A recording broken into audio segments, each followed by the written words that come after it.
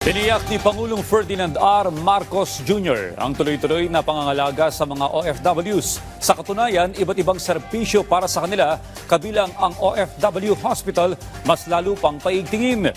Yan ang ulat ni Bien Manalo. Sa ika-4 na State of the Nation address ni Pangulong Ferdinand R. Marcos Jr., pinuri niya ang mga overseas Filipino workers.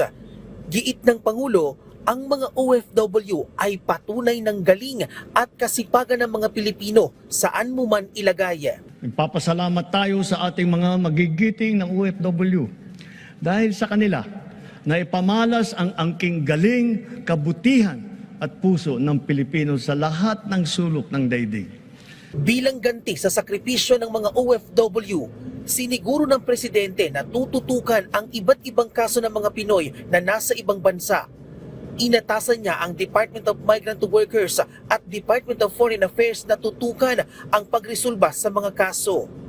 Sa loob ng 3 taon, nagawaran ng kapatawaran ang mahigit 600 kababayan nating nahatulan dahil sa sari-saring paglabag sa batas sa ibang bansa.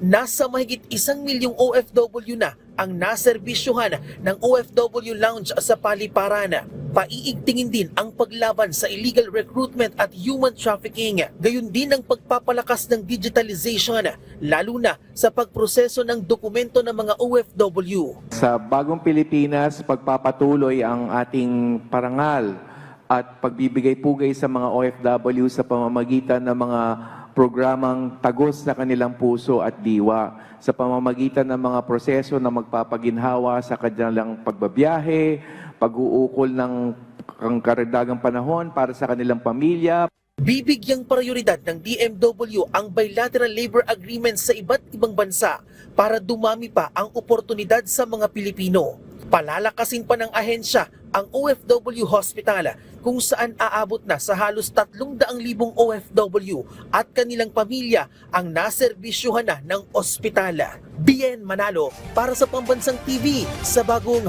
Pilipinas.